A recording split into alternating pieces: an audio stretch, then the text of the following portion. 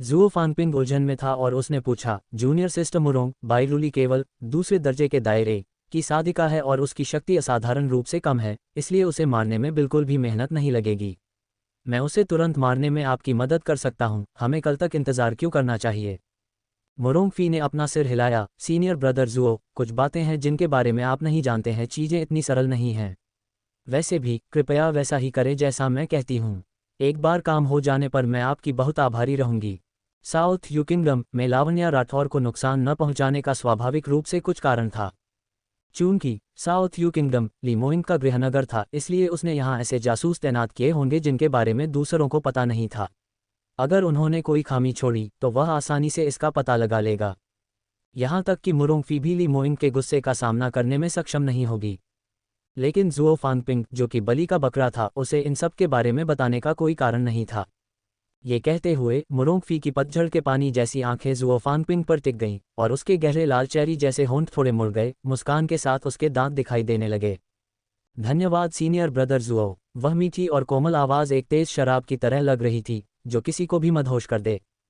ये पहली बार था जब मुरोंगफी ने उसे देखकर इतनी मीठी मुस्कान बिखेरी थी, इसलिए वह बेहद खुश था और उसे ऐसा लगा जैसे वह नशे में हो। उसे किसी और चीज़ की परवाह नहीं थी। इसका जिक्र मत करें, जूनियर सिस्टर की मदद कर पाना मेरे लिए सम्मान की बात है। मुझे किसी धन्यवाद की आवश्यकता नहीं है। अगर मैं जूनियर सिस्टर के किसी काम आ सकूं तो मुझे बहुत खुशी होगी। मुरोंगफी की असली मंशा। जुओ फानपिंग की मुग्ध नज़र को देखकर मुरोंगफी ने अपने दिल में चुपके से उपहास किया। ऐसा मूर्ख आदमी, उसे फंसाने के लिए बस एक मुस्कान ही काफ़ी थी। इसका क्या फ़ायदा? केवल लीमोइंग, वह बर्फ जैसा ठंडा, अलग थलग और अभिमानी व्यक्ति ही अप्रत्याशित रूप से शक्तिशाली था, इतना शक्तिशाली कि एक नज़र में ही कोई भी सिर से पैर तक कांप उठे। केवल ऐसा ही आदमी उसके, मुरोंगफी के योग्य था। और उस दुष्ट लड़की ने वास्तव में लीमोइंग की मंगेतर बनने की उम्मीद की थी। उसके आदमी के लिए उससे लड़ने की हिम्मत करने का परिणाम केवल मौत ही हो सकता था। प्रस्थान का दिन और एक पुरानी दुश्मनी। अगली सुबह लावण्या राठौर जल्दी उठ गई थी और प्रस्थान की तैयारी कर रही थी। उसने काईवेई को अपने साथ बग्घी में बिठा लिया और कुछ नौकरों को भी साथ ले लिया जो घोड़ों पर सवार होकर बग्घी के पीछे पीछे आ रहे थे। बग्घी आधिकारिक मार्ग से आगे बढ़ी और राष्ट्र के बाहरी इलाके की ओर चल पड़ी। दूर से वह किसी के रोने की आवाज़ सुन सकती थी। लावण्या राठौर ने गाड़ी के पर्दे हटाए और बाहर देखने पर उसे कुछ परिचित आकृतियां दिखाई दीं। सातवीं राजकुमारी बाईरुओकिया और इंपीरियल ट्यूटर एक गाड़ी के किनारे खड़े थे। दूसरी तरफ महारानी थीं। वह रो रही थीं और अपने आंसू पोंछने के लिए रुमाल का इस्तेमाल कर रही थीं। कौन जानता है कि तुम सेलेस्टियल लाइट अकादमी की अपनी यात्रा से कितने समय बाद लौटोगी? तुम्हारी माँ राजमहल में अपना हर दिन वर्षों की तरह बिता रही है और तुम्हारे शाही भाई की नाड़ियाँ दूसरी बार क्षतिग्रस्त हो गई हैं। यहाँ तक कि 5वीं श्रेणी की गोलियां भी उसकी चोटों को ठीक करने में सक्षम नहीं हैं। न केवल उसे क्राउन प्रिंस की उपाधि से हटा दिया गया है, बल्कि वह अब राजमहल में एक मरे हुए व्यक्ति की तरह अपने दिन बिता रहा है। जहाँ तक तुम्हारे शाही पिता की बात है, वह हमारी परवाह तक नहीं करते। ली जू एड ने महारानी के हाथ पकड़ लिए और उसकी आंखों में आंसू छलक आए। माँ, चिंता मत करो। स्काई क्लाउड सिटी वापस जाने के बाद मैं निश्चित रूप से मास्टर से ये देखने के लिए मदद मांगूंगी कि क्या वे शाही भाई को ठीक कर सकते हैं। इसलिए आपको और शाही भाई दोनों को निराश नहीं होना चाहिए। चिंता न करें, बदला लेने में कभी देर नहीं होती। मैंने सुना है कि बाईरुली भी सेलेस्टियल लाइट अकादमी में दाखिला लेने के लिए स्काई क्लाउड सिटी जा रही है। स्काई क्लाउड सिटी कैसी जगह है? यह उस दुष्ट लड़की के लिए अपना रौब झाड़ने की जगह नहीं है। जब हम वहां होंगे तो मेरे पास उससे निपटने के कई तरीके होंगे।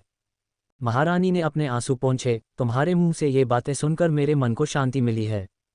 इंपीरियल ट्यूटर ने एक कदम आगे बढ़ाया और महारानी को सांत्वना दी। महारानी जी, ज़्यादा परेशान मत होइए। चाहे जो भी हो, मोजुन मेरा शिष्य है और जब मैं बाहर हूँ तो मैं भी उसके इलाज के लिए गोलियां खोजने के तरीके सोचूंगा। मोजुन के पास उत्कृष्ट प्रतिभा है और एक बार जब वह अपनी नाड़ियों को ठीक कर लेगा तो वह साधना जारी रखने में सक्षम होगा और शिखर तक पहुंचेगा। महारानी ने अपने आंसू पोंछे। मोजुन की बचपन से ही इंपीरियल ट्यूटर द्वारा देखभाल की गई है, लेकिन इस बार आपको फंसाया गया और साउथ यू किंगडम छोड़ने के लिए मजबूर किया गया। उसकी मां होने के नाते मुझे सच में इसके लिए बुरा लग रहा है। इंपीरियल ट्यूटर ने जवाब दिया। आप क्या कह रही हैं महारानी जी? मेरे साउथ यू किंगडम छोड़ने का मोजुन से कोई लेना देना नहीं है। ये पूरी तरह से बाईरुली उस दुष्ट चुड़ैल की गलती है। बस हमारे स्काई क्लाउड सिटी पहुंचने का इंतजार करें और देखें कि मैं कैसे निपटता हूं। ये कहते हुए इंपीरियल ट्यूटर बाई रुओ किया की ओर मुड़ा। किया तुम मेरी सबसे छोटी शिष्य हो। इस बार मैं अपनी बेहतरीन गुणवत्ता वाली साधना विधियां और गोलियां लाया हूं, इसलिए तुम्हें अपने संकल्प में कमी नहीं आने देनी है और मेरे लिए कुछ सम्मान जीतना है। जब तुम सेलेस्टियल लाइट अकादमी पहुंचोगी तो तुम्हें उस चुड़ैल से बेहतर प्रदर्शन करना होगा और उसे यह बताना होगा कि दुनिया में उससे भी अधिक शक्तिशाली कोई है। बायरुओ किया की आंखें नफरत से भरी हुई थीं और उसने धीमी आवाज में जवाब दिया, मास्टर निश्चिंत रहें कि किया निश्चित रूप से कड़ी मेहनत करेगी और उससे नहीं हारेगी। एक अप्रत्याशित मुलाकात। बायरुओ किया ने अभी अपना वाक्य पूरा ही किया था कि उसे पास से ही किसी के उपहास करने की आवाज़ सुनाई दी। उनमें से किसी को भी यह उम्मीद नहीं थी कि सुबह सुबह इतनी जल्दी कोई बाहरी इलाके में आएगा और उन जैसे रुतबे और ताकत वाले लोगों का उपहास करने की हिम्मत भी करेगा। उन्होंने अपने सिर घुमाए और बस उस मूर्ख को सबक सिखाने ही वाले थे, लेकिन जब उन्होंने उस व्यक्ति को देखा तो वे सभी दंग रह गए। उनके ठीक सामने एक शानदार बग्घी थी और जब पर्दे हटाए गए तो एक मनमोहक और नाजुक सुंदरी का युवा चेहरा सामने आया। उनकी आंखों के ठीक सामने वह व्यक्ति था जिससे वे गहरी नफरत करते थे, लावण्या राठौर। उनकी आंखें आग की लपटें उगलती हुई प्रतीत हो रही थीं क्योंकि उन्होंने सामने खड़ी युवती को घूरना शुरू कर दिया। बाई रूली, तुम यहाँ क्यों हो? हमारे सामने आने की तुम्हारी हिम्मत कैसे हुई? लावण्या राठौर से एक साथ बात करते हुए सभी ने सवाल किए, लेकिन वह लापरवाही से मुस्कुरा रही थी जैसे उसे कोई दबाव ही महसूस नहीं हो रहा हो। क्या आप लोग मजाक कर रहे हैं? ये रास्ता इतना चौड़ा है, क्या कहीं लिखा है कि केवल आपकी बग्घी को ही इसे पार करने की अनुमति है? मेरी बग्घी यहाँ से क्यों नहीं गुजर सकती? लेकिन मैंने कभी इतने बड़े संयोग की उम्मीद नहीं की थी कि हम एक ही दिन स्काई क्लाउड सिटी के लिए रवाना होंगे। ये तो सच में बंदर का मल किस्मत का खेल है।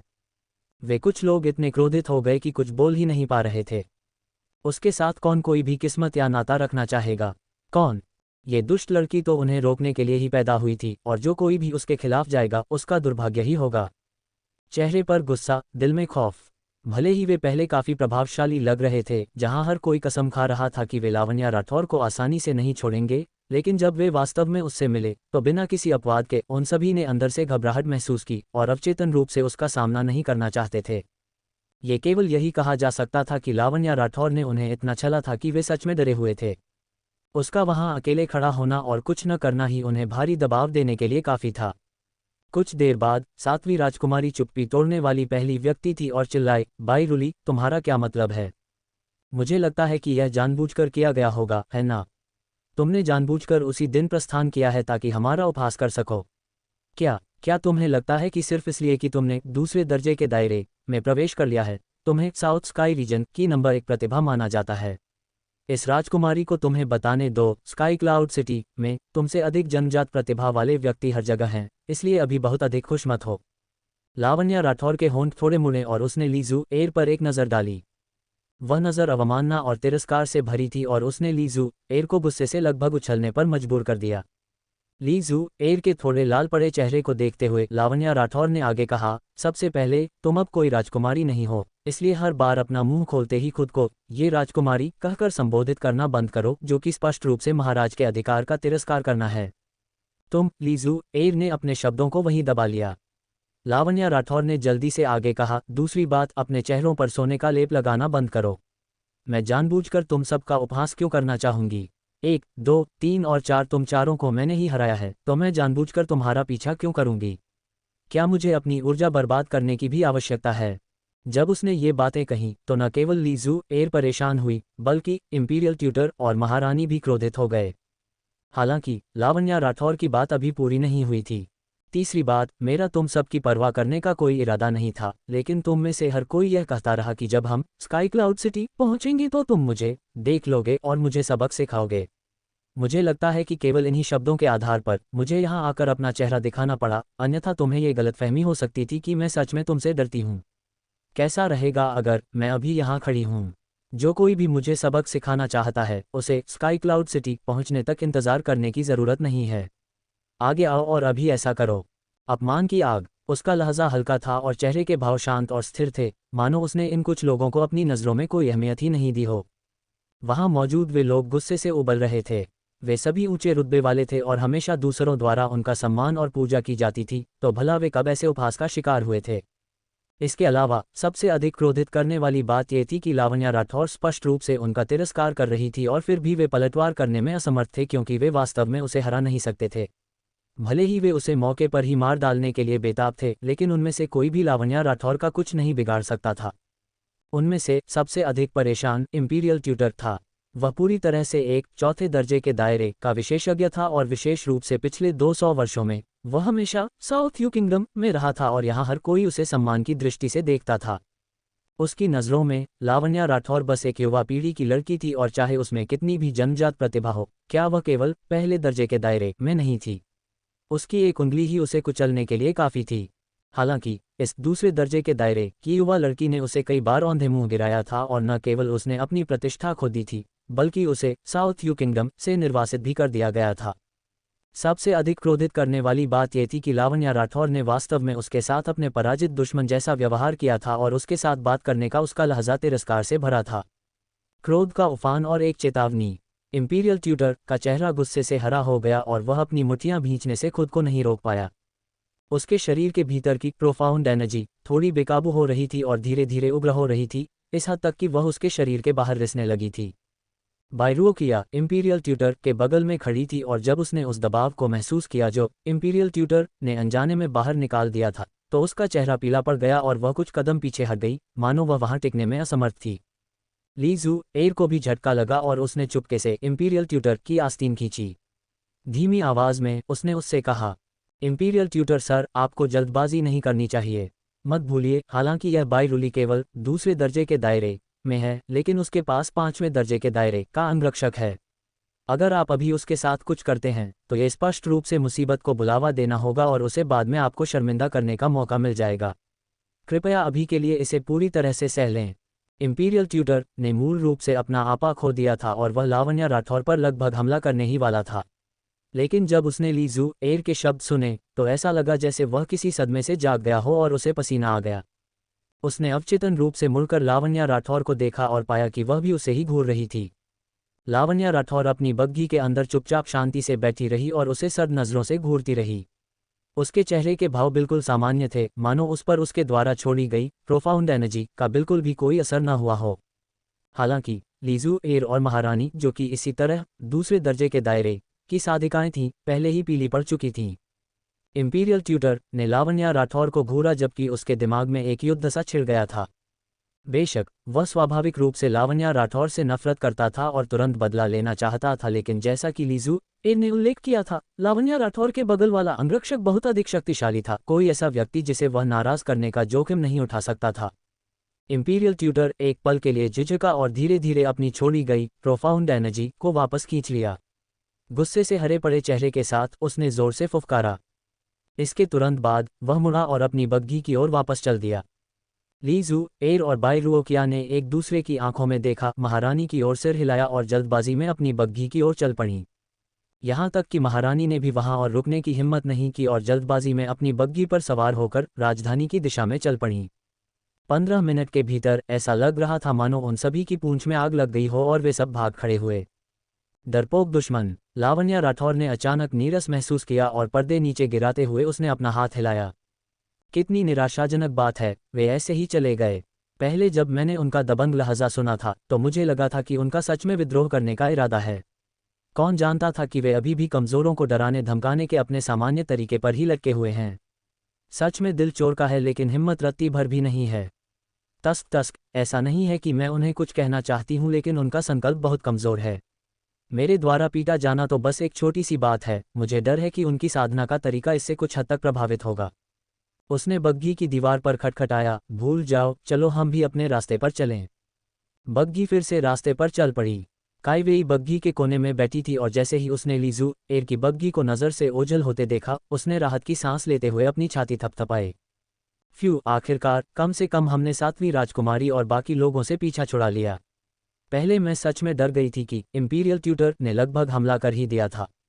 सौभाग्य से वह अभी भी नहीं जानता कि भाई मुरी पहले ही जा चुका है। अगर उसे पता होता तो मुझे डर है कि हम पहले ही अपनी जान गंवा बैठते। वह बस बहुत खतरनाक था, बहुत खतरनाक। काइवेई की शंका। लावण्या राठौर ने उस पर एक नज़र डाली। क्या तुम अपनी मिस को नीचा दिखा रही हो? क्या वह महज एक चौथे दर्जे के दायरे का बूढ़ा आदमी नहीं है? उसमें इतना महान क्या है? इस तरह के बूढ़े मूर्ख के लिए वह अभी भी तुम्हारी मिस से नीचे है। काई वेई ने खांसते हुए जल्दी से कहा, हाँ हाँ हाँ मिस, आप हमारे साउथ यू किंगडम में नंबर 1 प्रतिभा हैं। स्वाभाविक रूप से आप बेहद शक्तिशाली हैं। उसने इस भारी विषय से परहेज किया और यद्यपि वह सतही तौर पर लावण्या राठौर की प्रशंसा कर रही थी, लेकिन अगर कोई करीब से ध्यान दे तो वह बता सकेगा कि उसे लावण्या राठौर की बात पर जरा भी विश्वास नहीं था। लेकिन इसमें कोई आश्चर्य की बात नहीं थी, क्योंकि एक सामान्य व्यक्ति की नज़र में चौथे दर्जे के दायरे के साधक बहुत शक्तिशाली थे और लावण्या राठौर केवल दूसरे दर्जे के दायरे में थी। उसके लिए 2 बड़े दायरों को पार करके प्रसिद्ध इंपीरियल ट्यूटर को चुनौती देना, यह महज दिन में सपने देखने जैसा था। लावण्या राठौर ने काई वेई पर एक नज़र डाली और यद्यपि वह जानती थी कि उसे उसकी बात पर विश्वास नहीं था, लेकिन उसने आगे कोई स्पष्टीकरण नहीं दिया। यात्रा और पड़ाव। बग्घी पूरे दिन और रात रास्ते पर तेज गति से दौड़ रही थी और अपना भोजन बनाने के लिए रुकने के अलावा उन्होंने कोई अतिरिक्त देरी नहीं की। रात होने तक ये दल अंततः एक छोटे से शहर में पहुंच गया। लावण्या राठौर ने अपना नक्शा निकाला और कहा, चलो आज यहीं आराम करते हैं। नक्शे पर मौजूद निशानों के अनुसार यह आसपास के इलाके का एकमात्र शहर होना चाहिए जहां हम रात भर आराम कर सकते हैं। इस क्षेत्र से बाहर हमें दूसरे गांव तक पहुंचने से पहले 500 मील की यात्रा करनी होगी, अन्यथा हमें जंगल में डेरा डालना पड़ेगा। काई वेई ने चारों ओर देखा और उत्साहपूर्वक सामने की ओर इशारा किया। तीसरी मिस, सामने एक सराय लग रही है। मैं जाकर अभी एक कमरा आरक्षित कर लेती हूँ और सराय वालों को हमारा स्वागत करने देती हूँ। काई वेई कमरा बुक करने के लिए सराय गई, जबकि लावण्या राठौर छोटे से शहर में घूमने और खरीदारी करने निकल गई। यह एक आदत थी जो उसने अपने पिछले जीवन से बनाई थी। वह चाहे जहां भी जाती, सबसे पहले वहां का दौरा करने निकल पड़ती। कोई भी इस बात को लेकर निश्चित नहीं हो सकता था कि इन दूरदराज के छोटे गांवों या कस्बों में कोई दुर्लभ विशेषता या सामग्री नहीं होगी। स्काई एम्परर सिटी में कई उच्च गुणवत्ता वाली सामग्रियों को भारी कीमतों पर बेचा जाता था, जबकि उनके मूल स्थान पर उन्हें बहुत कम कीमत पर आसानी से खरीदा जा सकता था। इस बार लावण्या राठौर की किस्मत वास्तव में खराब नहीं थी। बाजार के एक कोने में एक छोटी सी दुकान पर उसने चौथे स्तर की अग्नितत्व सामग्री फायरस्टोन प्राप्त किया। यद्यपि इस सामग्री का स्तर बहुत अधिक नहीं था, लेकिन ये बेहद दुर्लभ था और इतनी कम कीमत पर इतना सारा स्टॉक हासिल कर पाना अप्रत्याशित रूप से आश्चर्यजनक था। अपनी खरीदारी पूरी करने के बाद वह उस सराय की ओर चल पड़ी जिसके बारे में काई वेई ने बात की थी। कौन जानता था कि जैसे ही वह प्रवेश द्वार पर पहुंची, उसे पहले से ही विवाद की आवाज़ें सुनाई देने लगीं। सराय में विवाद? आप सब ऐसा कैसे कर सकते हैं? जाहिर है कि हम यहाँ पहुँचने वाले पहले व्यक्ति थे। बेशक हमें पहले आओ पहले पाओ के नियम का पालन करने की आवश्यकता है। आप सभी बहुत अनुचित हैं। जब हमारी तीसरी मिस लौटेंगी तो वह आपको सबक सिखाएंगी। काई वेई की आवाज़ में घबराहट के निशान थे, लेकिन वह अभी भी दृढ़ता से अपनी बात पर अड़ी हुई थी। अपना मुंह बंद रखो, तुम महज एक नीची दासी हो। तुम्हें इस राजकुमारी से बात करने का क्या अधिकार है? और तुम्हारी मुझसे कमरा छीनने की हिम्मत कैसे हुई? अभी भी दफा नहीं हो रही हो तो फिर मुझे दया न दिखाने के लिए दोष मत देना, ली जू एव ने अपनी ठुड्डी नीची करते हुए ठंडे स्वर में कहा। उसी समय उसके शरीर से प्रोफाउंड एनर्जी निकली, जिसने तुरंत काई वेई को कई कदम पीछे हटने के लिए मजबूर कर दिया। लेकिन मैं ही पहले आई थी और हमारी तीसरी मिस किसी भी समय लौट रही होंगी। तो क्या हुआ अगर वह लौट आती है? क्या मैं उससे डर जाऊंगी? ली जू एव का लहजा तिरस्कार से भरा था। वह खुद को समझती क्या है? वह बस राजकुमार युवान के पैरों से चिपकी हुई है। ये राजकुमारी अपनी बात फिर से दोहराएगी, जल्दी दफा हो जाओ।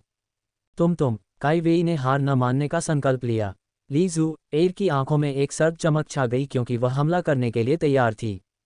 लावण्या का पलटवार और बचाओ। ठीक इसी क्षण पीछे से एक ठंडी आवाज़ गूंजी, रुको। इसके बाद ली जू एव की तुलना में अधिक मजबूत प्रोफाउंड एनर्जी की एक धारा उसकी पीठ की ओर आई।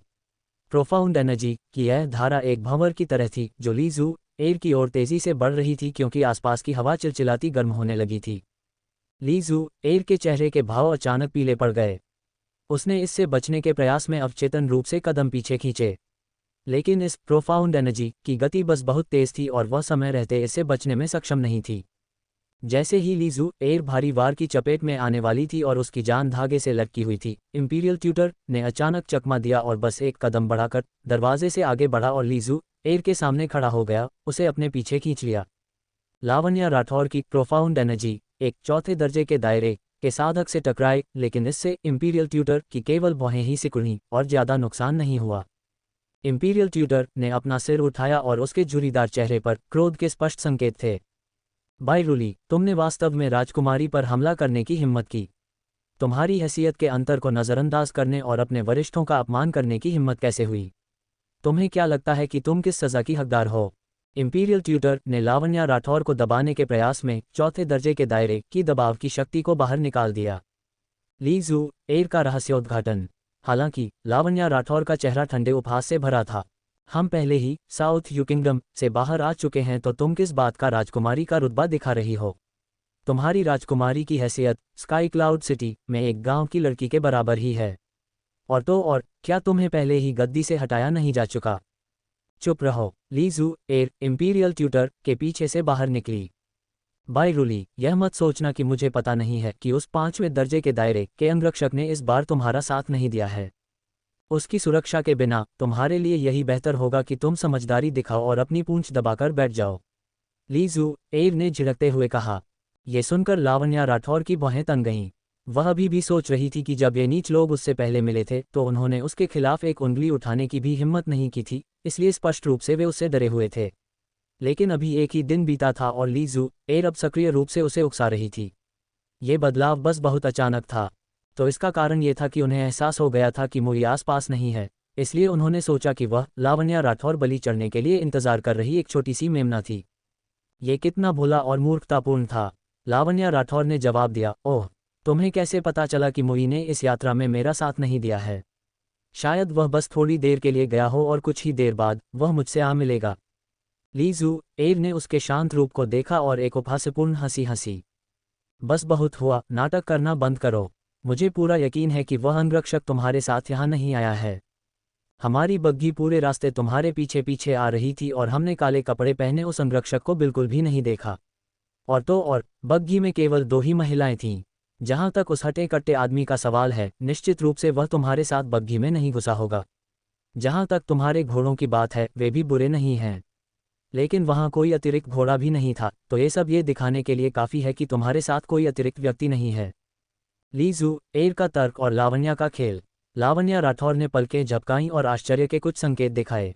इसमें कोई आश्चर्य नहीं कि ली जू एयर को एक आर्मामेंट मास्टर के प्रशिक्षु के रूप में स्वीकार किया गया था। उसकी बुद्धि वास्तव में बायरुओकिया की तुलना में बहुत अधिक थी। तुम बिल्कुल आश्वस्त हो? लावण्या राठौर बेफिक्र होकर मुस्कुराए। ली जू एयर ने पलटवार किया, क्या अभी भी हमें डराने के लिए नाटक करने की कोशिश कर रही हो? मैं तुम्हें बता रही हूं, यह असंभव है।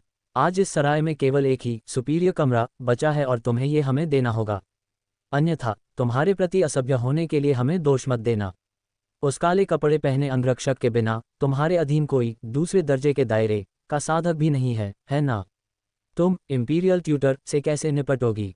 उसकी स्पष्ट और तार्किक व्याख्या सुनकर लावण्या राठौर ने सिर हिलाया।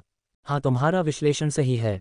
तुम्हारी सोच के अनुसार मुझे वास्तव में अपनी पूंछ दबानी चाहिए और खुद को छिपा लेना चाहिए। न केवल मुझे तुम्हें वह कमरा दे देना चाहिए, बल्कि यह सबसे अच्छा होगा कि मैं तुम्हारे बिलों का भुगतान करने में भी मदद करूं। आखिरकार तुम्हारे पास एक चौथे दर्जे के दायरे का साधक है जिसे नाराज करने का जोखिम मैं नहीं उठा सकती। ली जू एयर ने अपनी ठुड्डी उठाए और अहंकार से कहा, चूंकि तुम इतनी समझदार हो तो हम भी कोई अनुचित लोग नहीं हैं।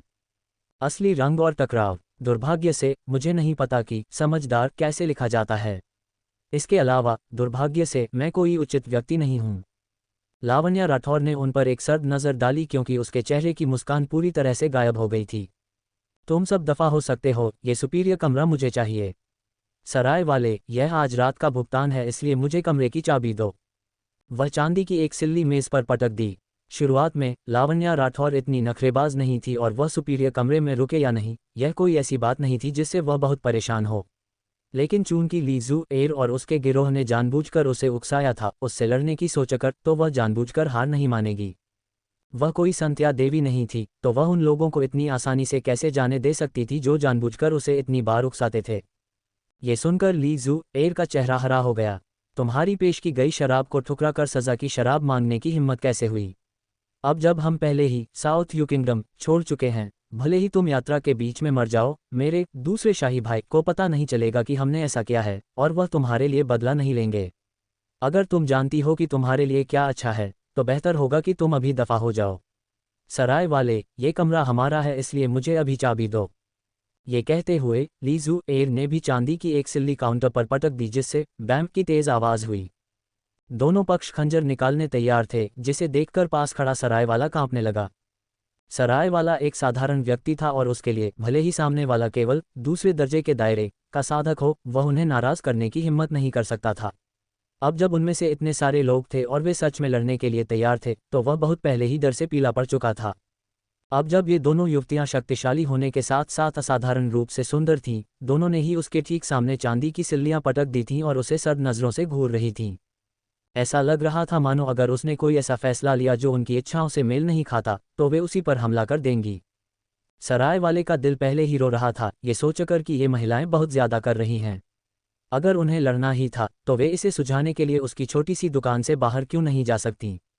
वह तो केवल अपनी आजीविका कमाने के लिए निकला था, तो भला उसने किसे नाराज कर दिया था। हालांकि दोनों पक्ष उस पर दबाव डाल रहे थे और उसे छोड़ने का उनका कोई इरादा नहीं था। सराय वाले की मजबूरी। सराय वाला डर और घबराहट से भरा हुआ था, क्योंकि उसने स्थिति का आकलन किया और धीमी आवाज में टिप्पणी की। मैं कहता हूं ये युवती, हालांकि आप भी एक शक्तिशाली साधिका हैं, लेकिन वहां उस वरिष्ठ की साधना आपसे कहीं अधिक प्रतीत होती है। आप अभी युवा हैं, तो इस समय अपनी बेइज्जती क्यों करा रही हैं। इसके बजाय मैं चाबी उन्हें ही दे देता हूं। ये शब्द लावण्या राठौर के लिए थे। आखिरकार इस तरफ वह एक दूसरे दर्जे के दायरे की साधिका थी, जबकि दूसरी तरफ कई दूसरे दर्जे के दायरे के साधकों के साथ साथ एक चौथे दर्जे के दायरे के साधक की उपस्थिति प्रतीत हो रही थी। क्या दोनों शक्तियों के बीच बहुत बड़ा अंतर नहीं था। आप उसे अवसरवादी कह सकते हैं, लेकिन वह सिर्फ एक साधारण आदमी था और वह जो कुछ भी चाहता था वह अपनी दुकान और अपनी जान बचाना था। तुम उस छोटी चुड़ैल बाई रूली से कहीं अधिक समझदार हो। जब ली जू एर ने सराय वाले को ऐसा कहते सुना तो उसके चेहरे पर मुस्कान आ गई। उसने खुशी से लावण्या राठौर की ओर देखा और काउंटर से चाबी उठाने के लिए अपना हाथ बढ़ाया। चाबी की छीना झपटी और ऊर्जा का टकराव। हालांकि इससे पहले कि उसकी उंगलियां चाबी को महसूस भी कर पाती, किसी ने उसे छीन लिया। लावण्या राठौर ने अपना हाथ बढ़ाया और चाबी को अपने हाथ में पकड़ लिया। तुम छोड़ो, वह मेरी है। ली जू एर ने छीनने के लिए अपना हाथ बढ़ाया, लेकिन लावण्या राठौर की उंगलियां सिकुड़ गईं और उसने चाबी को अपनी हथेली में पकड़ लिया। उसी समय चिलचिलाती अग्नि तत्व वाली प्रोफाउंड एनर्जी की एक धारा बाहर की ओर निकली। ली जू एर जानती थी कि चीजें नियंत्रण से बाहर हो रही हैं और उसने भी उस पर हमला करते हुए अपनी प्रोफाउंड स्किल का प्रदर्शन किया। प्रोफाउंड एनर्जी के दो झोंके कम से कम समय के भीतर एक दूसरे से टकराए और तुरंत एक विजेता सामने आ गया। ली जू एर लावण्या राठौर की पूर्ण प्रोफाउंड एनर्जी का मुकाबला नहीं कर सकी और तुरंत हार गई। अग्नि तत्व वाली प्रोफाउंड एनर्जी ने जोर से धक्का दिया और ली जू एर की छाती पर जा लगी। उफ! ली जू एर के मुंह से दर्द भरी कराहों की एक श्रृंखला निकली, क्योंकि उसका शरीर अनियंत्रित रूप से बाहर की ओर उड़ गया। इंपीरियल ट्यूटर का क्रोध और प्रहार। 7वीं राजकुमारी जू एर बायरुओ किया और इंपीरियल ट्यूटर सदमे में चिल्ला पड़े और इंपीरियल ट्यूटर ने पहले ही क्षण ली जू एर की गिरती हुई आकृति को पकड़ने के लिए उड़ान भरी। उसने ली जू एर को बायरुओ किया की बाहों में धकेल दिया और बिना रुके उसने लावण्या राठौर की छाती की ओर एक हथेली का प्रहार किया। तुम छोटी चुड़ैल, ऐसा लगता है कि जब तक तुम ताबूत नहीं देखोगी तब तक आंसू नहीं बहाओगी। मेरे सामने उसे चोट पहुंचाने की तुम्हारी हिम्मत कैसे हुई? क्या तुम्हें सच में लगता है कि मैं तुम्हारा कुछ नहीं बिगाड़ सकता? इंपीरियल ट्यूटर क्रोधित था और उसने अपना अंतिम प्रोफाउंड स्किल पैंटियम थंडर स्ट्राइक प्रदर्शित किया। ये प्रोफाउंड स्किल क्रोधी, दबंग, जंगली और कठोर थी, और यह वही अंतिम कौशल था जिसका उपयोग इंपीरियल ट्यूटर ने 200 साल पहले प्रसिद्धि प्राप्त करने के लिए किया था। एक दूसरे दर्जे के दायरे के साधक से निपटने के लिए किसी के अंतिम कौशल का उपयोग करना मूल रूप से एक शर्मनाक मामला था। हालांकि इस समय इंपीरियल ट्यूटर के पास यह विचार करने का समय नहीं था कि यह शर्मनाक बात थी या नहीं। वह केवल इतना जानता था कि लावण्या राठौर ये लड़की बेहद असामान्य थी। भले ही उसका साधना का दायरा उससे बहुत कम था, लेकिन अगर वह सावधान नहीं रहा तो उसके हाथों हारने की संभावना बहुत अधिक थी। इंपीरियल ट्यूटर ने इस एक प्रहार में अपनी पूरी ताकत लगा दी थी, लेकिन अंत उसकी उम्मीद से परे था। अजेय हथियार और खौफनाक बचाव। लावण्या राठौर न तो छिपी और न ही हिली, बल्कि उसने केवल अपना हाथ धीरे से हिलाया। इंपीरियल ट्यूटर ने एक चांदी की रोशनी चमकती देखी और जब तक वह स्पष्ट रूप से देख पाता, कुल 18 उड़ने वाले खंजरों ने पहले ही एक युद्ध व्यूह बना लिया था, जिसने उसके बाएं, दाएं, ऊपर और नीचे के सभी रास्तों को सील कर दिया था, जिससे बाहर निकलने का कोई रास्ता नहीं था। इंपीरियल ट्यूटर बचने में असमर्थ था और उड़ने वाले खंजरों पर चमकते हुए समुद्री काई जैसे हरे रंग को देखकर ये संभावना थी कि उन पर घातक जहर लगा था। अगर किसी को थोड़ा सा भी खरोंच आ जाए तो उसकी जान खतरे में पड़ सकती थी। इंपीरियल ट्यूटर के पास अपने हमले को बलपूर्वक वापस लेने और रक्षात्मक स्थिति में आने के अलावा कोई विकल्प नहीं था। लेकिन इस तरह, हालांकि उसने उड़ने वाले खंजरों के हमले से सफलतापूर्वक बच निकला था, उसकी प्रोफाउंड एनर्जी की वापसी उसकी नाड़ियों में वापस बह गई, जिससे एक प्रतिक्रिया हुई जिसके परिणामस्वरूप उसने मौके पर ही खून की एक बड़ी उल्टी कर दी। लावण्या राठौर के कुशल चीनी मिट्टी जैसे हाथों की एक और लहर के तहत सिकाडा के पंखों जैसे पतले उड़ने वाले खंजरों का वह सेट वापस उसकी बाहों में चला गया। इंपीरियल ट्यूटर ने खून की दूसरी उल्टी को दबा लिया था, लेकिन ये देखकर वह खुद को रोक नहीं पाया और उसने वह दबा हुआ खून भी उगल दिया। ये कितना शक्तिशाली था। एक प्रोफाउंड आर्मामेंट इतना शक्तिशाली कि एक चौथे दर्जे के दायरे के विशेषज्ञ को रोक सके और जिसे वापस बुलाकर फिर से उपयोग किया जा सके। क्या वह उस प्रोफाउंड आर्मामेंट के सेट के साथ अजेय नहीं थी? साधारण चौथे दर्जे के दायरे के साधकों के पास उसके करीब भी जाने की कोई संभावना नहीं थी। इस लड़की को इतना उच्च स्तरीय प्रोफाउंड आर्मामेंट आखिर कहाँ से मिला? क्या ये ली मोइंग था जिसने उसे यह उपहार में दिया था?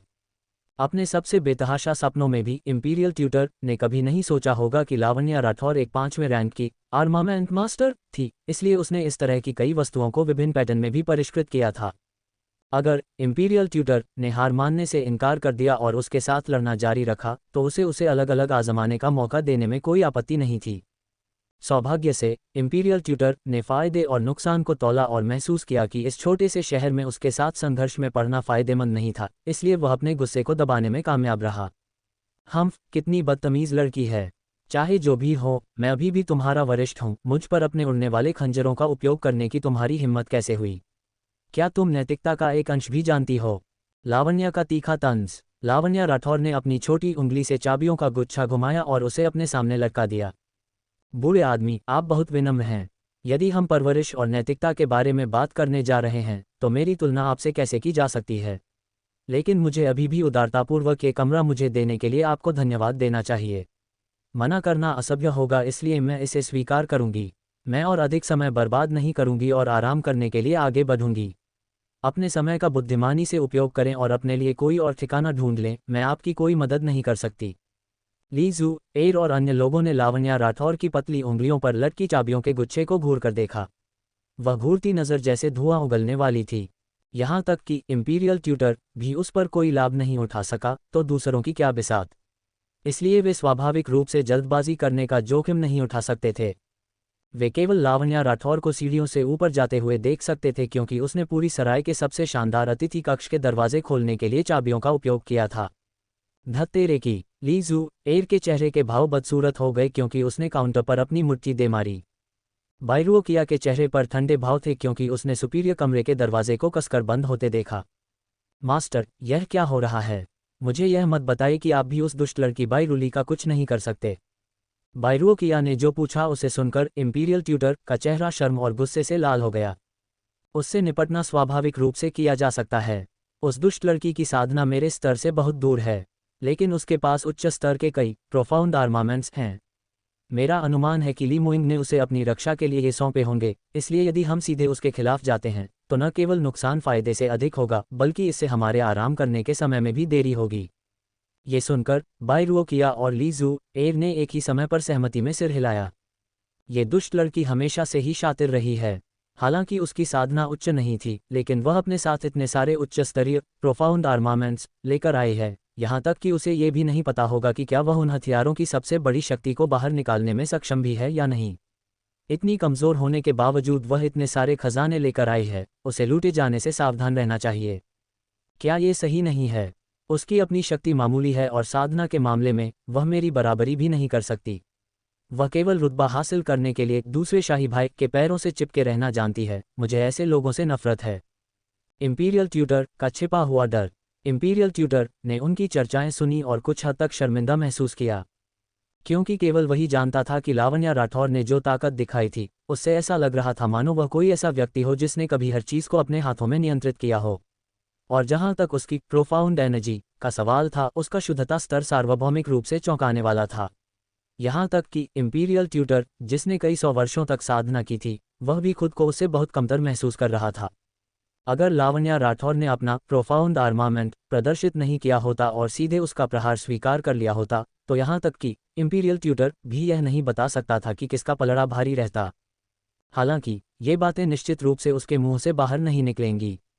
अब जब उसे पहले ही साउथ यू किंगडम से निर्वासित किया जा चुका था, वह पहले से ही गंभीर संकट में था, इसलिए उसे ली जू एयर और बाई रुओकिया इन दो लड़कियों के सामने कभी अपना सम्मान नहीं खोना चाहिए था, अन्यथा उसके पास सच में बाहर निकलने का कोई रास्ता नहीं बचेगा। एक नई साजिश का जन्म। चर्चाओं के कई दौर के बाद भी उनका गुस्सा शांत नहीं हुआ था। इंपीरियल ट्यूटर ने कहा, बस आज इस दुष्ट लड़की को अपने भाग्यशाली सितारों को गिनने दो, खुश होने दो। उसके लिए हर समय सतर्क रहना असंभव है। अब जब हमने पुष्टि कर ली है कि वह शैडो गार्ड अब उसके साथ नहीं है, तो हमें रास्ते में बहुत सारे मौके मिलेंगे, इसलिए देर सबेर हम उसे सबक सिखाने का अवसर खोज ही लेंगे। ली जू एयर ने सिर हिलाया और उसके होंठ दुष्टता से ऊपर की ओर मुड़ गए। ये सच में बहुत अच्छा है। उसके पास इतने सारे उच्च स्तरीय प्रोफाउंड आर्मामेंट्स हैं और यह स्पष्ट है कि वह उन सभी को संभाल कर नहीं रख सकती। एक बार जब हम उससे निपट लेंगे तो हम उनका पूरा उपयोग कर सकते हैं। ये तो छप्पर फाड़ के धन मिलने जैसा है। हाँ, वह उड़ने वाला खंजर का सेट जो पहले देखा था, मुझे आश्चर्य है कि किस आर्मामेंट मास्टर ने उसे परिष्कृत किया होगा। वह बस रहस्यमयी लग रहा था। हमें उस पर अपने हाथ साफ करने ही होंगे। चाहे जो भी हो, रात हो चुकी थी और भले ही वे अपनी यात्रा जारी रखना चाहते, लेकिन यह संभव नहीं था। ली जू एयर और बाकी लोग केवल एक साधारण अतिथि कक्ष में ही बसने का विकल्प चुन सकते थे। सुपीरियर कमरे में बातचीत और एक आहट। सुपीरियर कमरे में लावण्या राठौर काइवेई द्वारा ली जू एयर और अन्य लोगों के बुरे तरीकों और शब्दों का वर्णन सुन रही थी। तीसरी मिस, आपने इसे अपनी आंखों से नहीं देखा। सातवीं राजकुमारी और बाकी लोगों ने अभी हार नहीं मानी है और पहले वे नीचे चर्चा कर रहे थे कि अगली बार जब हम रास्ते में मिलेंगे तो वे आपको ऐसा सबक सिखाने का अवसर खोजेंगे जिसे आप कभी नहीं भूल पाएंगी। और उनकी नज़र आपके उस उड़ने वाले खंजरों के सेट पर भी थी और वे कह रहे थे कि वे निश्चित रूप से उस पर अपने हाथ साफ करेंगे। उनका लहजा ऐसा लग रहा था मानो तीसरी मिस आपका प्रोफाउंड आर्मामेंट पहले से ही उनके कब्जे में हो। थू, मैंने इससे पहले इतना बेशर्म किसी को नहीं देखा। लावण्या राठौर ने उसके उत्तेजित रूप को देखा और उसे मनोरंजक पाते हुए अपना सिर हिलाया। ठीक है, ऐसे लोगों पर गुस्सा करना बंद करो। वे केवल दिन में सपने देख सकते हैं। यदि उनमें क्षमता होती तो मैं निश्चित रूप से। ये कहते हुए लावण्या राठौर ने अचानक बोलना बंद कर दिया। उसका दिल उछल पड़ा क्योंकि उसने अवचेतन रूप से मुख्य द्वार की ओर देखा और उसकी भौहें थोड़ी तन गईं। काइवेई उसके असामान्य रूप से हैरान थी और उसने जल्दबाजी में पूछा, तीसरी मिस आपको क्या हुआ? काइवेई ने एक पल के लिए प्रवेश द्वार को घूरा, अचानक उठी और दरवाजे के पास जाकर उसने उसे खोल दिया। कमरे के बाहर का गलियारा खाली था। उसने आसपास देखने के लिए अपना सिर बाहर निकाला लेकिन उसे कोई संदिग्ध आकृति नहीं दिखाई दी। लावण्या राठौर ने दरवाज़ा कसकर बंद किया और अपनी जगह पर वापस बैठ गई। उसके चेहरे के भाव ऐसे लग रहे थे मानो वह गहरी सोच में डूबी हो। काइवेई डरी हुई थी और उसने जल्दी से फिर पूछा, तीसरी मिस आपको क्या हुआ है? क्या दरवाजे के बाहर सच में कोई है? लावण्या राठौर ने अपना सिर हिलाया, कुछ नहीं, शायद मैं बहुत अधिक संवेदनशील हो रही हूं और मुझे कोई गलतफहमी हुई है। एक अज्ञात साया और पीछा। हालांकि मोमबत्ती की लौ बुझने के बाद लावण्या राठौर बिस्तर पर लेट गई और उसे एक और अजीब सा एहसास हुआ, मानो उस पर नज़र रखी जा रही हो। लेकिन फिर भी वह ये पता लगाने में असमर्थ थी कि क्या गलत था। वह सतर्क रही थी और पूरी रात गहरी नींद नहीं सो पाए। अगली सुबह भोर होने तक कुछ नहीं हुआ था। क्या ऐसा हो सकता है कि यह सच में मेरी गलतफहमी थी? ध्यान भटकाने वाले विचारों को दूर करने की कोशिश करते हुए उसने अपना सिर हिलाया। अगली सुबह जल्दी लावण्या राठौर अपने लोगों को लेकर अपनी यात्रा जारी रखने के लिए रास्ते पर निकल पड़ी। इस बार वह स्पष्ट रूप से देख सकती थी कि ली जू एयर की बग भी उनके ठीक पीछे आ रही थी। दूरी न तो बहुत करीब थी और न ही बहुत दूर, लेकिन चाहे उन्होंने कितनी भी कोशिश की, वे उनसे पीछा नहीं छुड़ा सके। लावण्या राठौर जानती थी कि उनके दिमाग में क्या चल रहा है। उसने अनुमान लगाया कि वे उसकी हत्या करने और उसके कब्जे में मौजूद प्रोफाउंड आर्मामेंट्स को लूटने के अवसर की प्रतीक्षा कर रहे थे। इस तरह की सोच के प्रति लावण्या राठौर को केवल हंसी आई और उसने इसे अपने दिमाग पर हावी नहीं होने दिया। अधिक चिंताजनक बात वह अजीब सा एहसास था जिसका सामना उसने कल रात किया था। भले ही उसे इसका कारण नहीं मिल सका, लेकिन उसके पिछले कई वर्षों के अनुभव ने उसे बताया कि कहीं न कहीं कोई समस्या जरूर है। विश्राम और अचानक हुआ हमला। दोपहर का समय था जब बग्घी आराम करने के लिए रुकी और एक पेड़ की छांव में वे थोड़ा तरोताज़ा होने, खाने और थोड़ी देर आराम करने के लिए रुक गए। काइवेई ने चपटी रोटी और हैम बांटा जो उसने अपने बैग से निकाला था। लावण्या राठौर ने भी एक टुकड़ा लिया और बस उसे अपने मुंह में रखने ही वाली थी कि ठीक उसी पल उसके दिल की धड़कन रुक गई। उसके दिल में एक अवर्णनीय डर पैदा हो गया। वह अवचेतन रूप से पीछे मुड़ी और उसी समय उसने शक्तिशाली थंडर फ्लेम बॉल कुल 3 टुकड़े निकाले और एक ही समय में उन सभी को अपनी पीठ के पीछे फेंक दिया। बैम बैम बैम, चौंकाने वाली चटकने की आवाज़ें सुनी जा सकती थीं और तुरंत तीव्र लपटें उठीं जो आसमान की ओर जा रही थीं। जानलेवा संकट और बचाव की जद्दोजहद। लपटों के बीच अचानक एक तलवार की नोक प्रकट हुई और बिजली की तेज गति के साथ लावण्या राठौर की छाती की ओर चुभने के लिए बढ़ी। ये प्रहार बेहद तेज था और यह एक त्वरित और भयंकर हमला था। प्रहार शक्तिशाली प्रोफाउंड एनर्जी में लिपटा हुआ था और इसके हिलने से आसपास की हवा कांप उठी, जिससे शून्य स्थान को चीरने की कान फाड़ देने वाली आवाज़ निकली। लावण्या राठौर द्वारा थंडर फ्लेम बॉलर्स फेंकने के बाद तुरंत उड़ने वाले खंजरों ने उसका अनुसरण किया और तलवार के मंत्र लगातार लॉन्च किए गए। उसी समय उसका शरीर तेजी से पीछे हट रहा था और अपने पैर की उंगलियों के स्पर्श का उपयोग करते हुए उसने अपना फुटवर्क प्रदर्शित किया और दूर पीछे हट गई। उसने प्रतिद्वंद्वी को हराने के लिए नहीं बल्कि सामने वाले को कुछ सांसों के समय तक देरी करने के लिए अपने सभी तरीके प्रदर्शित किए थे ताकि उसे भागने का मौका मिल सके। इसका कारण ये था कि जिस क्षण उनकी भिड़ंत हुई वह स्पष्ट रूप से महसूस कर सकती थी कि इस बार प्रतिद्वंद्वी बेहद मजबूत था और उस सीमा को पार कर चुका था जिसे वह संभाल सकती थी। उसके पास जीतने का कोई मौका नहीं था। इतना ही नहीं, भागने की संभावना भी बहुत कम थी। ऐसे अनिश्चित और जानलेवा क्षण में भी लावण्या राठौर के आंतरिक हृदय ने शांति बनाए रखी थी। चूंकि उनके साधना स्तरों के बीच का अंतर बहुत बड़ा था, इसलिए भागने के लिए उसने चाहे कितनी भी कोशिश की, प्रतिद्वंद्वी को चकमा देना असंभव था। हालांकि लावण्या राठौर ने पहले कार्रवाई की थी, लेकिन ये दूसरे पक्ष को केवल क्षण भर के लिए ही रोक सका। इतने कम समय का उपयोग करते हुए उसके लिए बहुत दूर भाग पाना संभव नहीं था क्योंकि उनकी गति के बीच का अंतर बहुत बड़ा था। दूसरे पक्ष को उसका पीछा करने में केवल कुछ ही क्षण लगेंगे। इसलिए लावण्या राठौर की नज़र उनके पीछे आ रही कुछ बधियों पर पड़ी। उसने अपनी आंखें सिकुड़ी और मन ही मन सोचा, किसने तुम्हें मेरा पीछा करते रहने के लिए कहा था, यहाँ तक कि मेरे खिलाफ साजिश रचने का इरादा भी। चूंकि मुसीबत ने दरवाजे पर दस्तक दे ही दी है, तो तुम्हारा मेरा बलि का बकरा बनना कुछ ऐसा है जिसके तुम पूरी तरह हकदार हो। बिना रुके उसने अपना फुटवर्क प्रदर्शित किया और ली जू एयर की बधियों की दिशा में दौड़ पड़ी। बग्घी में मची अफरा-तफरी। लावण्या राठौर के साथ हुई यह अप्रत्याशित घटना बेहद अचानक थी। ली जू एयर और बाकी लोगों ने इसे दूर से होते हुए देखा था, लेकिन इससे पहले कि वे प्रतिक्रिया दे पाते, बिजली और आग के पत्थर जैसी उस तेज गति के एक क्षण में लावण्या राठौर पहले ही उनकी ओर तेजी से उड़ती हुई आ चुकी थी। जब तक कि वह बग्घी के ठीक सामने प्रकट नहीं हुई, तब तक उनमें से कुछ लोगों की आश्चर्य से चीखें निकल चुकी थीं। लावण्या राठौर सीधे बग्घी की छत पर चढ़ी और आगे कूद गई और उसी समय हवा में छलांग लगाते हुए उसने लगातार कई छिपे हुए हथियार बाहर फेंक दिए। बधियों को खींच रहे घोड़े सदमे में थे। लावण्या राठौर द्वारा फेंके गए उड़ने वाले खंजरों में से एक घोड़ों की पीठ में गहराई तक चुभ गया था और दर्द के मारे घोड़े ने तुरंत अपना सिर उठाया। लगातार हिनहिनाते हुए वह बेतहाशा आगे की ओर भागने लगा। बग्घी को खींचने वाला घोड़ा सीधे बाहर की ओर भागने लगा, जो पूरी तरह से अनियंत्रित था। बग्घी में बैठे लोग पहले ही डर के मारे सुन्न हो चुके थे। ली जू एयर चिल्लाई, बग्घी को रोको, जल्दी से बग्घी को रोको। ये घोड़े इधर उधर बेतहाशा क्यों भाग रहे हैं? इनकी गति तेज और तेज क्यों होती जा रही है? जल्दी से रोको वरना बग्घी पलट जाएगी। कोचवान डर से कांप उठा और उसने कांपती आवाज में जवाब दिया, महामहिमरू रोक नहीं पा रहा हूं, लगता है ये घोड़े पागल हो गए हैं और हम किसी चीज से टकराने वाले हैं। बायरुओ किया भ्रम में पड़ गई थी। इंपीरियल ट्यूटर तुरंत अपनी सीट से उठ खड़ा हुआ और उसने घोड़ों की हरकतों को दबाने के लिए प्रोफाउंड एनर्जी का उपयोग करने की कोशिश की, लेकिन सब व्यर्थ था। जुओ फांगपिंग की चूक और लावण्या का पलटवार। बस कुछ ही सांसों के समय में कुछ बग्घियां सीधे लावण्या राठौर के हत्यारे जुओ फांगपिंग की ओर टकराने जा रही थीं। जुओ फांगपिंग खुद को छिपा रहा था और आखिरकार कल उसे सबसे अच्छा अवसर मिल गया था। शहर के बाहर इस सुनसान इलाके में अगर कुछ लोग मारे भी जाते तो किसी को पता नहीं चलता। सबसे आश्चर्यजनक बात यह थी कि इंपीरियल ट्यूटर और कई अन्य लोग वहां मौजूद थे। उसे केवल वहां मौजूद सभी लोगों को मारना था और इसे ऐसा दिखाना था कि दोनों पक्ष आपस में संघर्ष कर बैठे थे और अंत में पारस्परिक विनाश हुआ। इसलिए अगर ली मोइंग यहां पहुंचने में कामयाब भी हो जाता है तो वह केवल इसी निष्कर्ष को स्वीकार करेगा और उस पर संदेह नहीं करेगा। जुओ फांगपिंग ने लावण्या राठौर के रुकने और आराम करने का इंतजार किया और इस हमले में अपना पूरा जोर लगा दिया। मूल रूप से उसे 100% यकीन था कि लावण्या राठौर उसके उस एक प्रहार के तहत मौके पर ही निश्चित रूप से मर जाएगी और मदद के लिए पुकार भी नहीं पाएगी। आखिरकार दूसरे दर्जे के दायरे और 5वें दर्जे के दायरे के बीच का अंतर बहुत बड़ा था। इसके अलावा उसने उस पर एक गुप्त हाथ से वार किया था और उसे बिना किसी तैयारी के पकड़ लिया था।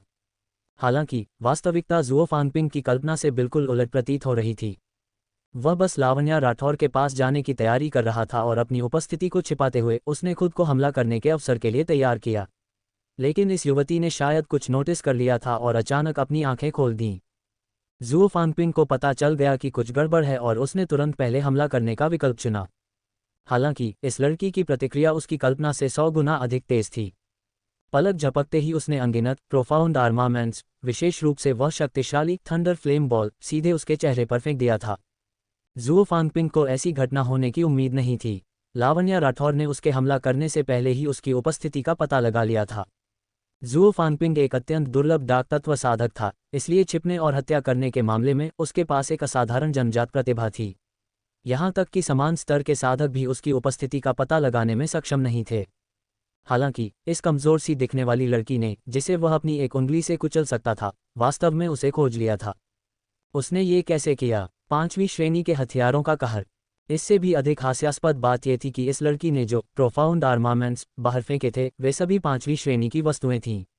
इन 5वीं श्रेणी के हथियारों में छिपी शक्ति असाधारण रूप से उच्च थी और वे शीर्ष 5वें स्तर के साधकों को नुकसान पहुंचाने के लिए काफी से अधिक थे। सौभाग्य से ज़ुओ फांगपिंग अपनी प्रतिक्रिया में तेज था और उसने तुरंत उस जगह से खुद को बचा लिया जहां थंडर फ्लेम बॉल गिरा था, अन्यथा उसका चेहरा बर्बाद हो सकता था। फिर भी ज़ुओ फांगपिंग के हाथ पर उड़ने वाले खंजर से खरोंच आ गई थी और खून बह रहा था। थंडर फ्लेम बॉल के विस्फोट की राख भी उसके चेहरे पर लगी थी और वह धूल से सना हुआ था, जिससे वह विशेष रूप से अस्त व्यस्त दिख रहा था। ज़ुओ फांगपिंग ने कभी उम्मीद नहीं की थी कि उसे एक दूसरे दर्जे के दायरे की लड़की द्वारा चोट पहुंचाई जाएगी। प्रत्यक्ष वंशज शिष्यों में से एक के रूप में न केवल उसकी साधना असाधारण थी, बल्कि उसकी साधना के तरीके, प्रोफाउंड स्किल्स और खजाने भी दूसरों की तुलना में बहुत बेहतर थे। इसलिए समान स्तर के साधक उसके बिल्कुल भी मुकाबले के नहीं थे। उसने कभी कल्पना भी नहीं की थी कि इस बार उसे इतनी कमज़ोर लड़की से चोट लगेगी। ज़ुओ फांगपिंग के चेहरे के भाव बदसूरत हो गए, क्योंकि वह अपना भारी अपमान महसूस कर रहा था। उसकी हत्या करने की मंशा और भी मजबूत हो गई और वह लावण्या राठौर को पहले ही मौके पर 2 टुकड़ों में फाड़ देने के लिए बेताब था। भागती लावण्या और बग्घी का कहर। लेकिन लावण्या राठौर की प्रतिक्रिया बस बहुत तेज थी। जिस समय उसने थंडर फ्लेम बॉल का उपयोग करके उसे पीछे हटने के लिए मजबूर किया, वह पहले ही काफी दूर उड़ चुकी थी। ज़ुओ फांगपिंग काले धुएं से बाहर निकला और उसका पीछा करते हुए वह हताश और क्रोधित महसूस कर रहा था। जैसे ही उनके बीच की दूरी कम हो रही थी, ज़ुओ फांगपिंग की आंखों में एक सर्द चमक आ गई। तुम दुष्ट लड़की, कोई आश्चर्य नहीं कि जूनियर सिस्टम मुरोंग तुम्हें इतनी बुरी तरह से मरा हुआ देखना चाहती है। तुम वास्तव में कोई अच्छी चीज नहीं हो। बहुत बुरा हुआ, आज तुम्हारी पुण्यतिथि होगी। ठीक इसी क्षण लावण्या राठौर की आकृति डगमगाए और वह लीजू एर की बधियों की ओर दौड़ पड़ी। बधियों को खींचने वाले घोड़े तुरंत पागल हो गए और बेतहाशा दौड़ पड़े। बग्घी को खींचते हुए वे सीधे ज़ुओ फांगपिंग की ओर टकराने लगे। बग्घी की गति बस बहुत तेज थी। बग्घी के पहिए इतनी तेजी से घूमे कि जमीन की धूल से आसपास की दृश्यता धुंधली हो गई। ज़ुओ फांगपिंग की गति भी बेहद तेज थी और जब तक वह पहुंचा, भले ही वह जानता था कि वह उनसे टकरा जाएगा, रुकने का कोई रास्ता ही नहीं था। भयानक टक्कर और विनाश। बैम! एक जोरदार आवाज गूंज उठी और ज़ुओ फांगपिंग पहले ही सरपट दौड़ती हुई घोड़ों की बधियों से टकरा चुका था। ज़ुओ फांगपिंग के शरीर से प्रोफाउंड एनर्जी निकली और उसने तुरंत एक सुरक्षात्मक बुलबुला बना लिया, जिसने उसके पूरे शरीर को घेर लिया। लेकिन वह इस प्रभावशाली टक्कर से कई मीटर दूर जा गिरा और साथ ही उसके गले में खून का एक घूंट आ गया। उसने जबरदस्ती उस खून को वापस निगल लिया, लेकिन उसे लगा कि उसका पूरा शरीर दर्द से भर गया है।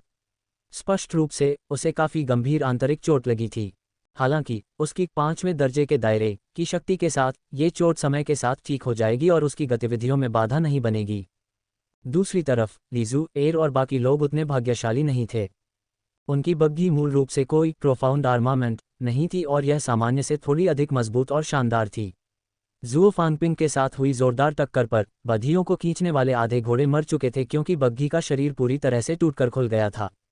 जहां तक बग्घी में बैठे लोगों की बात थी, वे घोड़ों की अचानक तेज गति के कारण पहले ही हर दिशा में लुढ़क चुके थे और इस समय वे सभी बग्घी से लुढ़कते हुए नीचे आ गिरे।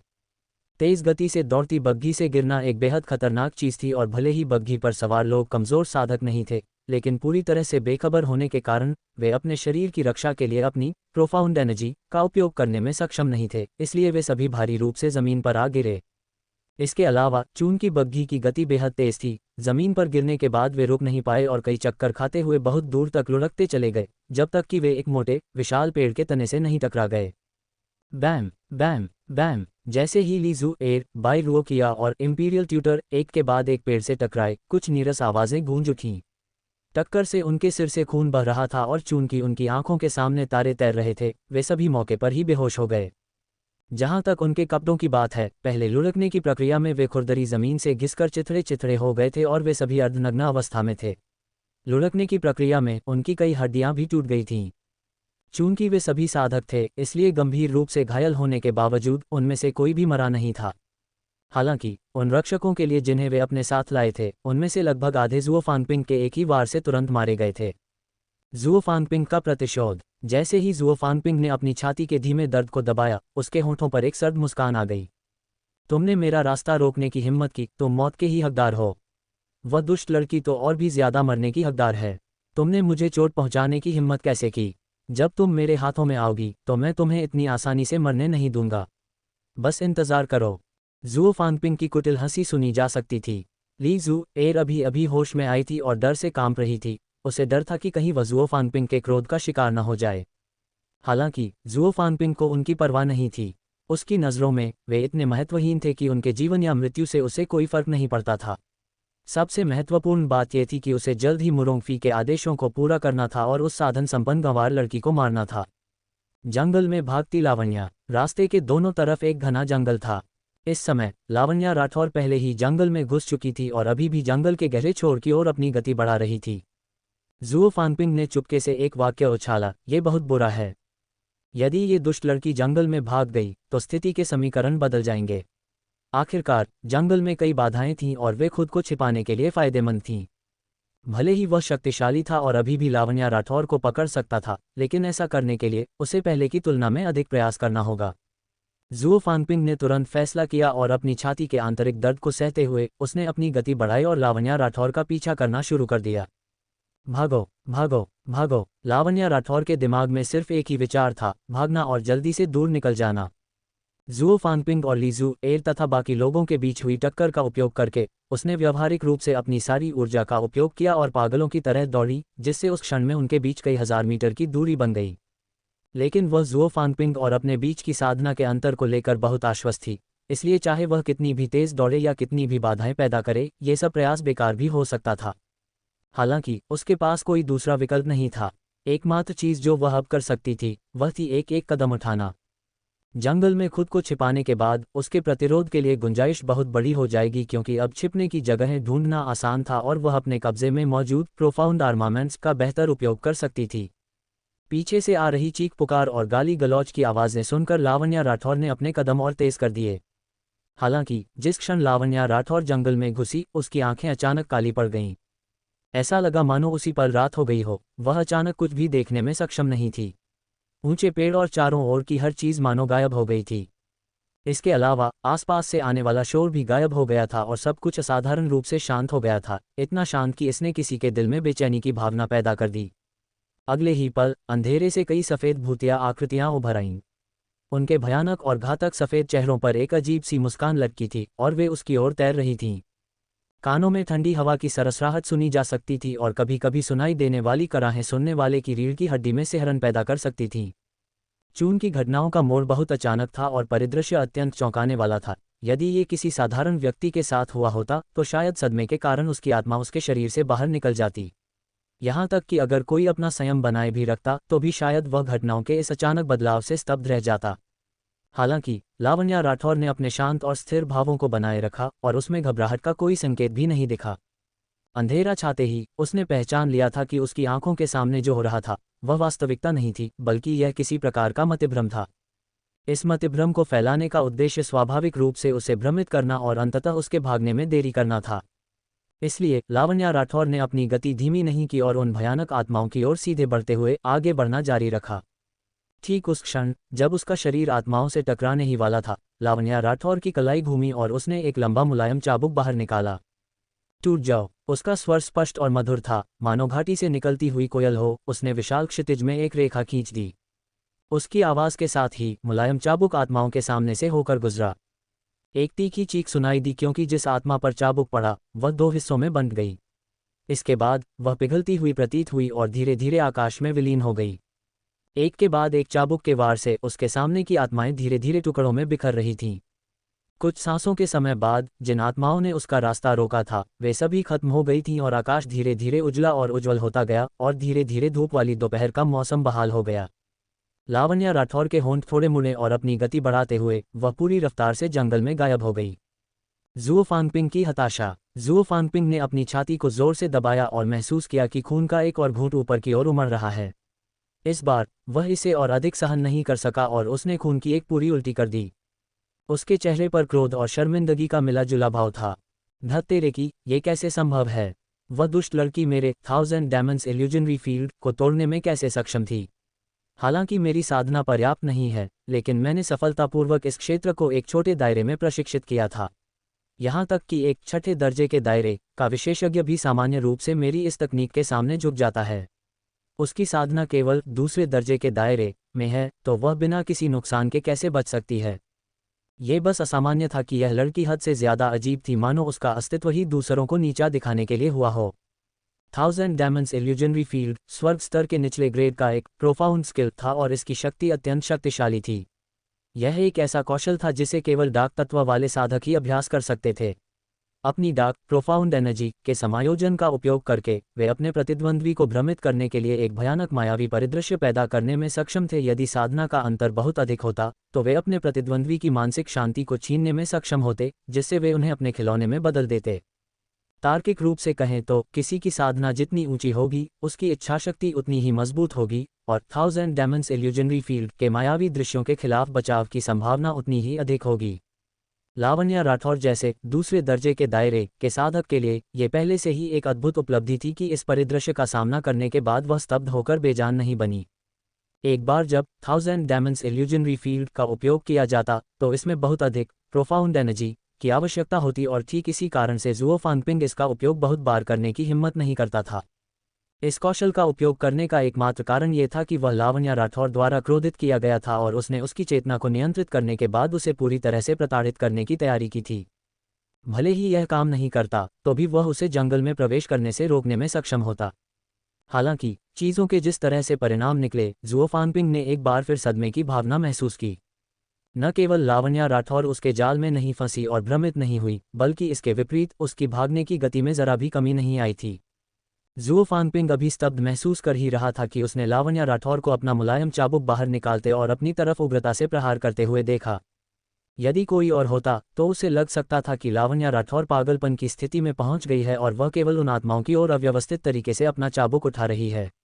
लेकिन दुष्ट 1000 डायमंड्स इल्यूजनरी फील्ड कौशल के निर्माता के रूप में जुओ फांगपिंग एक ही नज़र में बता सकता था कि लावण्या राठौर द्वारा मारा गया चाबुक का हर एक वार संयोग से इस कौशल के सबसे कमज़ोर बिंदु पर था। हालांकि उसकी प्रोफाउंड एनर्जी मजबूत नहीं मानी जा रही थी, लेकिन उसके हमलों की सटीकता 100% थी। 1000 डायमंड्स इल्यूजनरी फील्ड का सबसे कमज़ोर बिंदु उसके द्वारा एक के बाद एक तोड़ा जा रहा था और आखिरकार वह पूरी तरह से गायब हो गया था। जहां तक जुओ फांगपिंग का सवाल है, चूंकि उसका कौशल टूट चुका था, इसलिए उसे एक बार फिर से एक और बैकलैश का सामना करना पड़ा। 15 मिनट के इस छोटे से समय में जुओ फांगपिंग लगातार हमला कर रहा था और उसने अपने उस कौशल का भी उपयोग किया था जिस पर उसे सबसे ज्यादा गर्व था। हालांकि परिणाम ये निकला कि लावण्या राठौर थोड़ी कठिन स्थिति में तो आए, लेकिन उसके सिर का एक बाल भी बांका नहीं हुआ, जबकि उसके लिए वह उपहास का पात्र बनकर राख सा सफ़ेद हो गया था और उसे बिना किसी कारण के ही काफ़ी गंभीर आंतरिक चोट लग गई थी। जुओ फांगपिंग गुस्से और चिंता दोनों से भरा था और वह लावण्या राठौर को टुकड़ों में फाड़ देने के लिए बेताब था। एक 5वें दर्जे के दायरे के साधक के रूप में वह एक बड़े संप्रदाय के गौरवशाली व्यक्तियों में से एक था। क्या ये तर्कसंगत होगा कि वह दूसरे दर्जे के दायरे की एक ग्रामीण लड़की को भी नहीं हरा पाया? सबसे महत्वपूर्ण बात यह थी कि इस बार उसका मिशन मुरोंगफी के अनुरोध के कारण था। उसने अपने सपनों की देवी को खुश करने का मौका पाने के लिए इतनी देर तक इंतजार किया था और अगर यह बिना किसी तो क्या कारण के खराब हो गया तो क्या वह मुरोंगफी की नज़रों में पूरी तरह से कूड़ा नहीं बन जाएगा? यह एक पुरुष के गर्व की बात थी। जुओ फांगपिंग जितना ज्यादा सोचता उतना ही ज्यादा क्रोधित होता और वह हताश होकर उसका पीछा करता रहा। लेकिन चूंकि उसे लावण्या राठौर द्वारा कई बार रोका गया था और उस बैकलैश के कारण जो उसे कुछ सांसों के समय के लिए थाम गया था, वह लावण्या राठौर के जंगल में भागने के लिए बहुत अधिक समय था। जब तक जुओ फांगपिंग जंगल में पहुंचा, लावण्या राठौर की आकृति कहीं नहीं मिली। जुओ फांगपिंग ने हर जगह तलाशा, लेकिन आसपास की झाड़ियां एक इंसान की ऊंचाई जितनी लंबी और बेहद घनी थीं। दूर से देखने पर कोई केवल पेड़ों की छाया ही देख सकता था और यह स्पष्ट रूप से नहीं बता सकता था कि कोई उनके बीच है या नहीं। जैसे ही वह जंगल में चला, वह जोर से चिल्लाया, बाईरुली, अभी अपनी गांड बाहर निकालो। यह मत सोचना कि तुमने खुद को छिपा लिया है और मैं तुम्हें ढूंढ नहीं पाऊंगा। मुझे केवल अपने सोल ट्रेस का उपयोग करने और जंगल के हर इंच को धीरे धीरे खोजने की ज़रूरत है और देर सबेर मैं तुम्हें बाहर निकाल लूंगा। अगर तुम अभी खुद बाहर आ जाओ तो मैं तुम्हें जल्दी मौत दे सकता हूँ, अन्यथा जिस समय मैं तुम्हें ढूंढ लूंगा तुम गहरी मुसीबत में फंस जाओगी। जुओ फांगपिंग ने उसे धमकी दी, लेकिन लावण्या राठौर मूर्ख नहीं थी, इसलिए जाहिर है कि वह उसकी बकवास पर विश्वास नहीं करती। उसे जो एकमात्र जवाब मिला वह पत्तियों के बीच से धीरे से सरसराती हुई हवा थी। जुओ फांगपिंग ने अपनी आंखों को थोड़ा सिकोड़ा, क्योंकि उसके दिल में तात्कालिकता का भाव जाग उठा। क्या वह दुष्ट लड़की, क्या वह वास्तव में फिसल गई थी? नहीं, यह असंभव था। वह अभी अभी इस जंगल में भागी थी और उसे गए हुए उसके समय से केवल 10 सांसें ही अधिक हुई थीं। चाहे वह कितनी भी दूर दौड़ी हो, उसके लिए इतनी बड़ी दूरी तय करना असंभव था। ज्यादा से ज्यादा वह लगभग 2 किलोमीटर के दायरे में ही होगी। और ये पहली बार होना चाहिए कि वह दुष्ट लड़की यहाँ से गुजरी थी, और ये साउथ यू किंगडम नहीं था, इसलिए उसने जंगल में कोई जाल नहीं बिछाया होगा, इसलिए उसका हवा में गायब हो जाना असंभव था। ये सोचकर जुओ फांगपिंग ने अपने दिल को थोड़ा धीरज दिया और अपने क्यूई को इकट्ठा करना शुरू किया और एकाग्रता के साथ आसपास के वातावरण को खोजने के लिए अपने सोल ट्रेस का उपयोग किया। साधना और एकाग्रता के स्तर के लिए जन्मजात प्रतिभाएं साधकों के बीच अलग अलग होती हैं और उसका सीधा असर उनके सोल ट्रेस की सीमा पर पड़ता है।